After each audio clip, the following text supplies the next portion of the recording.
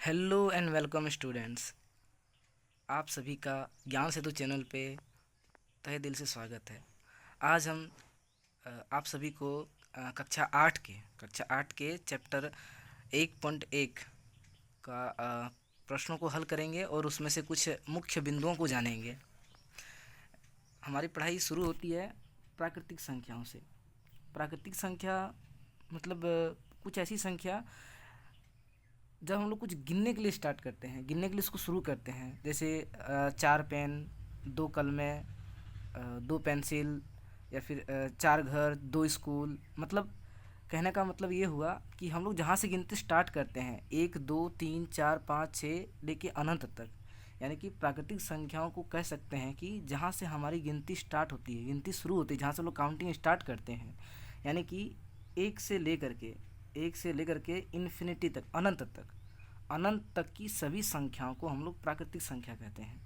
जैसे 1 2 3 4 5 6 7 8 9 10 11 12 13, आप जहाँ तक गिन सकते हैं अनंत तक।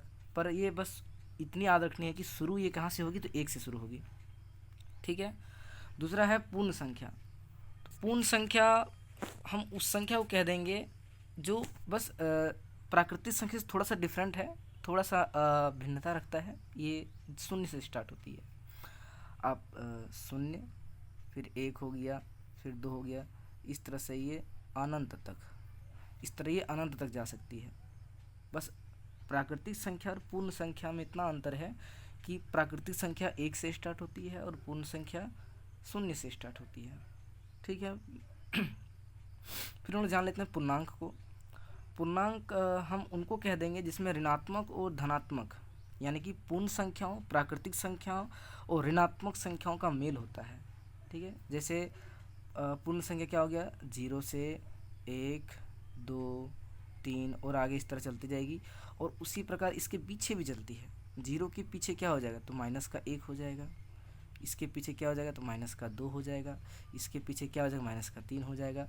इस तरह ये भी पीछे अनंत चलेगा, वो आगे अनंत चलेगा। यानी कि पूर्णांक का कहने का तात्पर्य ये हुआ, इसमें ऋणात्मक संख्याओं, धनात्मक संख्याओं और शून्यों का मेल होता है। या हमें एक मुख्य बिंदु याद रखना है मित्रों कि पूर्णांक जो शून्य है, शून्य जो पूर्णांक है, ये ना ही धनात्मक में आता है ना ही ऋणात्मक में। ठीक है। तो इसको याद रखिएगा।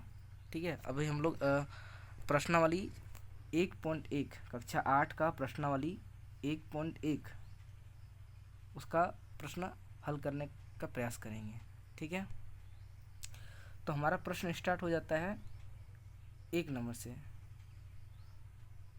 क्वेश्चन नंबर 1 का ए नंबर। इसमें हमको कहा गया है कि -4/5 को एक ऐसे परिमेय संख्या के रूप में व्यक्त कीजिए। ठीक है। अभी परिमेय संख्या थोड़ा सा जान लेते हैं। परिमेय संख्या ये जो दिया गया -4 और 5, -4 और 5 में हम -4 को कह देंगे अंश, और इसको कह देंगे हम लोग हर। ठीक है। ये अपने में पूर्ण है। यहाँ आपको बस एक शर्त याद रखना है कि जो हर है, ठीक है, यानी कि जो 5 है वो कभी भी शून्य नहीं होगा। यानी कि हर कभी भी शून्य नहीं हो सकता है।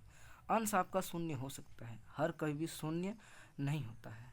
ठीक है। इतनी बात याद रखिएगा।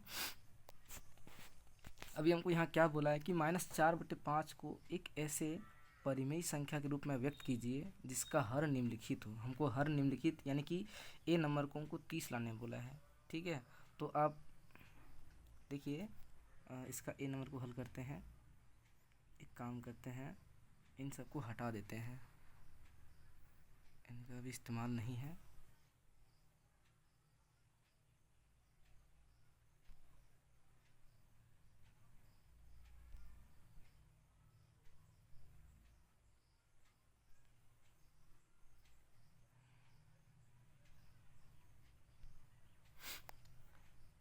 ए नंबर को हल करते हैं। -4/5 दिया है और आपको लाने बोला है कि इसका हर आपको 30 लाना है। हर 30 लाना है, याद रखिएगा। अंश नहीं, हर 30 लाना है। हर हम लोग नीचे वाले कहते हैं। ठीक है। ऊपर वाले को अंश कहेंगे, नीचे वाले को हर कहेंगे। ठीक है, तो अभी आप देखिए 5 का टेबल आप कहाँ तक पढ़ेंगे कि आपको 6 मिल जाएगा। तो 5 का अगर हम लोग टेबल पढ़ते हैं तो 6, 5 को 6 का अगर पढ़ते हैं तो 30 आता है, 5 छके 30। तो एक रूल होता है जो अटे बटे में होता है, उसका एक नियम होता है कि जितना हम नीचे गुना करेंगे उतना ही ऊपर से गुना करेंगे। कह सकते हैं जितना हम हर से गुना करेंगे उतना ही उसको अंश से गुना करेंगे। यानी कि 5 छके 30 हुआ तो 4 छके 24 हो जाएगा, यानी कि 30 हर वाला वह संख्या हो जाएगा -24, जो -4/5 के समतुल्य है। ठीक है, इसका बी नंबर बोला है -45 आना चाहिए, हर में -45 आना चाहिए। ये भी 4/5 के समतुल्य होगा, ये भी -4/5 के समतुल्य होना चाहिए। तो 45, अब देखिए 45 आपको कहाँ मिलेगा, 5 का पहाड़ा में कितने घर आपको 45 मिल जाएगा, उतने से आप अंश और हर दोनों से गुणा करना है। तो 5 का टेबल अगर पढ़िएगा तो आपको 9 घर में, जब आप 9 घर जाइएगा तो आपको मिल जाएगा 45। तो 9 नीचे भी और 9 ऊपर भी आपको गुणा कर देना है। तो 9 5 45 तो पहले से लिखा है, 9 चौके 36 माइनस का 36। ये हो गया आपका वह भिन्न जो आपके -4/5 के समतुल्य है, यानी कि -45 वाला भिन्न। ठीक है, अब इसका 2 नंबर करने का प्रयास करेंगे। जगह चलिए अगला पेज ले लेते हैं।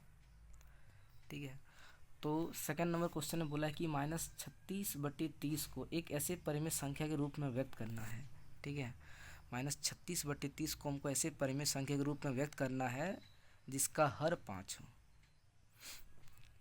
तो ले लेते हैं -36/60 -36/60 माइनस का 36/60। इसका आपको हर लाना है 5, हर ही ना था, इसका आपको हर लाना है 5। तो अभी देखिए यहाँ जो संख्या मूल संख्या उससे तो छोटा है, ये निम्न है, यानी कि हम इसको भाग दे के इतना लाना है। तो 36 और 60, यानी कि 36 को भूल जाइए, 60 को हम किस टेबल से डिवाइड करें, किस पहाड़े से भगाएं कि 5 घर में 60 हमको मिल जाएगा। तो वह पहाड़ा है 12, यानी कि 12 से हमको अंश और हर दोनों में भाग दे देना पड़ेगा। ठीक है, तो 12 से 60 का टेबल, 12 का टेबल में 60 आता है 5 घर में, 12 का टेबल में 36 आता है 3 घर में, और माइनस तो माइनस एज इट इज यहाँ पर आ जाएगा। तो ये आपका हो गया उत्तर। ठीक है, बाकी प्रश्नों को अगले वीडियो में सॉल्व करेंगे। धन्यवाद।